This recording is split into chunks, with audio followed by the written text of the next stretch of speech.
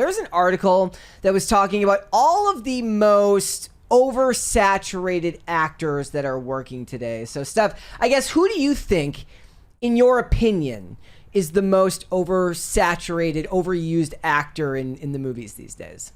Zendaya. Okay. Yeah, absolutely. And I have my theory as to why. I think I've said this on a couple of streams before as well. It's because she's not problematic. Yes, that's true. That's it. She's a non-problematic actor. She says all of the right things. She promotes the right way, and she's known for having incredible outfits on the red carpet. We are Zendaya defenders here. We are Zendaya defenders here as somebody who has, like, look, people complain all the time. Like, okay, my general position is I don't care what an actor says, even on a press tour. I don't. Like, if they say stupid stuff about politics, it's not going to stop me from watching a movie, and it doesn't affect my opinion of the movie in any meaningful way. At the very least, maybe I've just got brain damage, but I barely remember what they say. Most of the time, I'm like, that guy said something stupid once, right? Like, Alan Ritchson. I started watching Reacher season 4 yesterday. I'm like, yeah, he's an idiot, but, you know, this is the character, so that's fine. Zendaya is the least problematic of pretty much everyone in Hollywood. She's, she can't really act that well. At least that's my personal opinion. We did a segment on it yesterday, exposing the AI in that clip from Challengers. I said, with my limited sample of Zendaya movies that I've seen, like, I haven't seen the stuff that supposedly challenges her more, like I guess Challengers is supposed to be good, or the drama is supposed to be good, but for everything else, she's pretty much, it feels like she's playing the same character all the time. Guess what? Ryan Reynolds has made a whole career out of doing that, outside of a few rare exceptions. That doesn't bother me one bit, but this is who the list says are the most oversaturated actors in Hollywood. They've got Tom Holland, Zendaya, Robert Pattinson, Anne Hathaway, and Pedro Pascal. So, of these actors, who do you think, and I went just off the movies that they've got coming out this year, not just the ones that have already been released, but still have movies to release. Which of those actors do you think has the most movies coming out in 2026? I believe it's Robert Pattinson. It is a tie between Robert Pattinson and Anne Hathaway. So, Robert Pattinson has the drama. He had The Odyssey. He's got Primetime. He's got something called Here Comes the Flood. And he's got Dune Part 3. I didn't even know he was in Dune Part 3. Anne Hathaway had Mother Mary, Devil Wears Prada 2, The Odyssey, Verity, and End of Oak Street. And then that is... Oh, no, I'm sorry. Tied also with Zendaya. I was wrong. All three of those.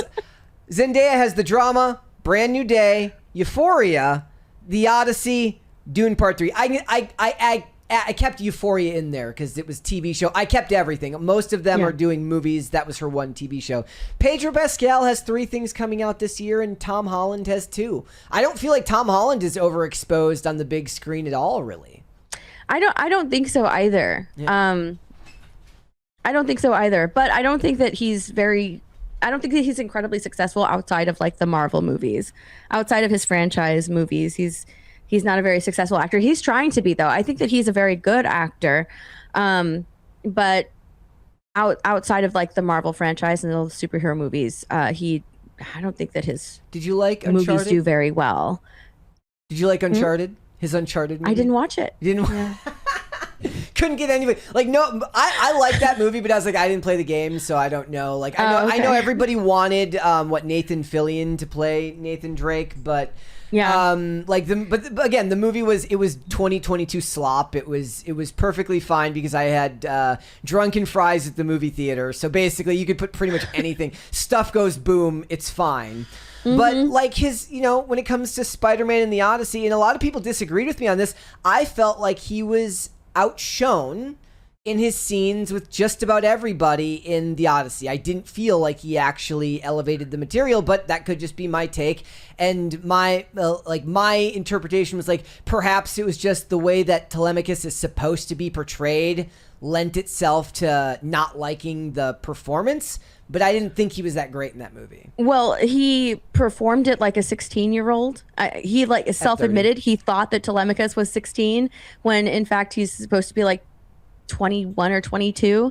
So I think that that's why a lot of people had a problem with his performance, because he performed it like he was 16. He did like feel very like a immature. 16-year-old, like tepid, I guess is the word I would use for it. It was like, oh, and then Anne Hathaway was dialing it up to 11 and going over the top, and there was like this like gap between their portrayals that just didn't feel real to me. It felt like two actors on opposite sides of the screen, bringing two different intensities and environments into the same scene, which felt awkward and weird.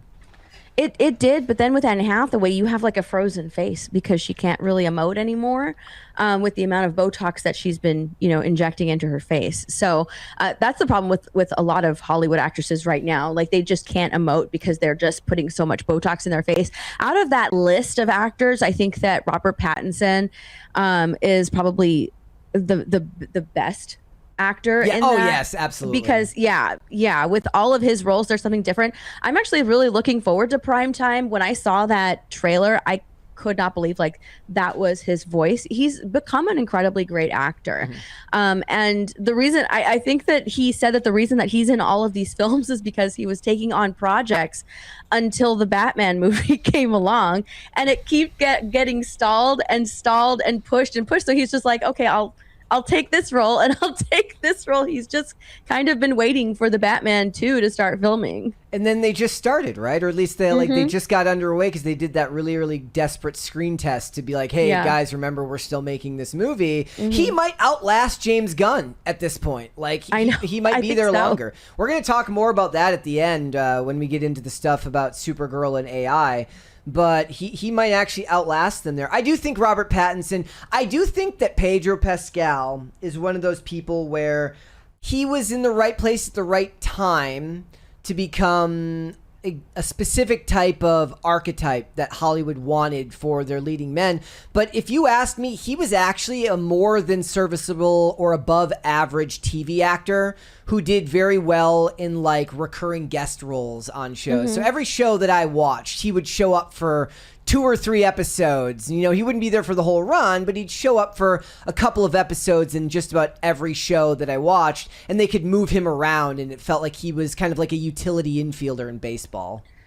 Yeah, I really liked him in Game of Thrones. I liked his character in Game of Thrones, but I think that like as he's kind of gotten more successful and pushed into the public eye, it's almost like he's gotten a little bit lazy when it comes to his films. Because when I was watching Fantastic Four, I mean, it honestly felt like he was just phoning it in at that point in that movie. Even in The Mandalorian and Grogu, like the few minutes that he had his helmet off and he had to perform, it really did feel like he was phoning it in, which is why like during all of the marketing and press, he gave all of the credit to his 2 stunt doubles because they pretty much did all the work. Because he just does all the ADR afterwards. Yeah. The funny thing about him is that, like I said, I do think that he's a really good TV actor, but he's kind of like let himself grow into like he has the scraggly beard at all times, but he looked like a completely different person when he shaved his face. He looked a lot more clean cut, and it kind of worked with the roles that they gave him. But of all those people, like Robert Pattinson this year, the amount of stuff he's doing, like with Primetime, do you think that Primetime was being sympathetic? This was a debate people were having. With Primetime, they were saying that the movie looked like it was being sympathetic towards the Predators and critical of Chris Hansen. So I believe this movie is going to be taking place during like the final season of To Catch a Predator. And during that time, it became like very controversial with the decisions that he was making towards the end to entrap like a really big a big fish or a big whale or whatever he calls it. So I believe that's when this movie is taking place. I don't think that they should show the predators as sympathetic or you should feel sorry for them, because he did really nothing wrong. Yeah. And he's still sort of, fighting to this day. So if they go that route, it will be a very terrible thing to do, because he's pretty much devoted his life to protecting children. And you're telling us that the people that are going after the children are the ones that should be protected, which is a terrible thing. It's a terrible message to send through this movie. But from what I understand about it, it's supposed to take place during that part of his life. And I didn't take that. Like, I didn't get that vibe. I saw a lot of people saying that on X, that it felt like it was being sympathetic to the predators. I thought what it was doing, less that it was being sympathetic to the predators, more that they were trying to portray Chris Hansen as a more fame-hungry or story-hungry person who just, he was a complicated dude. A lot of people who work in media end up being a lot more complicated than just the, you know, the simplistic narrative of whatever it is that they cover on their shows. And that always feels like it's a form of like trying to poison the well, because how many of those people like that get caught, they don't even serve jail time because our justice system in America is so effed up anyways. Like, it felt like it's just another one of those chances that they can kind of take a dig at a classic American icon or something that was extremely important to like millennials when they were in their early 20s or teens. I think that like this, they could possibly do that and show how his tactics sort of backfired, because some of the people that they caught were allowed to walk free. They were, you know, put back into society because like the evidence wasn't enough, or it was like entrapment, stuff like that. So they could possibly show that like in all of his efforts, they were for nothing because these people are still, you know, walking amongst us. They could possibly show that, but from the trailer, it didn't seem to me as if they're showing the predators as sympathetic. It did come off as he wants those ratings, because I believe from what I could unearth, I guess, from my research on this film, To Catch a Predator was only supposed to be like a few episodes, but it became such a huge phenomenon that they kept the show going. And then like towards the end, he was really worried about the ratings of the show, and he wanted more than just like the regular people. He wanted like a big person. He was aiming to catch people in power doing these things, and that's where the controversy came in. Because those people in power were being protected, and I think that's what this movie is going to show too. Yeah, it's I'm more excited to see I play Rocky than I am. Like, as somebody who just, I would rather watch a movie about, it's a whole new subgenre of movie, which is about, it's like movies about the making of movies and stuff like that, which is a little bit art house for me. I'd rather watch stuff go boom. I don't know what Here Comes the Flood is for Robert Pattinson, but like, I don't know what that is either. And I don't know I didn't know he was in Dune 3 or even how much screen time he's going to be having this, but he really does need to get back to working on the Batman, because they can't even do like early Batman anymore, because he's like he's old now. Robert Pattinson isn't young anymore, at least not you know, as young as he used to be. Did you like the Batman? I did. I liked it up until the final act. Yeah. I like, we gave it like a 22-minute review, and I think I was just so starved for like anything at that time that I kind of talked myself into liking it. But like with most things at that time, it's just not something I would ever rewatch in any meaningful way. I have rewatched it a couple of times, and I really love, outside of the Joker, the Riddler, I love the Riddler, the character of the Riddler. And I was hoping that, you know, the way that they were taking this character, I was like, okay, I can see him being sort of like this serial killer, you know, in the background. Okay, I can buy that. That's fine. But then they made him like this weird 4chan crazy person at the end, and I was just like, yeah, that's... He had like 500 followers. He didn't even have like a lot of people. I'm like, I mean, I get, unless those are like the 500 people that are like actually going to commit crimes for you, that's pretty impressive. But 500 followers, I mean, you're going to have a larger audience pool if you're going to find crazy people in it. You're not going to find enough crazy people in just 500 people. I know. You're like, that's just 500 weirdos. Weirdos way different than like crazy enough to commit crimes for you. Matt Reeves in general, it just feels so... You like the Penguin? Yes. And I don't know if they're even going to be doing, like, I know that they were talking about a second season of the Penguin, but I think that got shelved as well. It did get shelved. Yeah. I think they're just waiting until the merger is done. How do you that's what I think. I think they're like kind of halting everything until that gets sorted out. Do you think that the merger is a good idea? I don't mind it. I honestly don't mind it. There's been so many mergers, and all of a sudden this one is like, what? I don't mind it. As far as like from I think what's the guy's name? That's David Ellison. Yes. Yeah. I believe from what he has been saying, I've kind of liked the stuff that he's been saying. More shows, more story-driven shows, more focus on entertainment. I don't mind that. I don't mind that at all.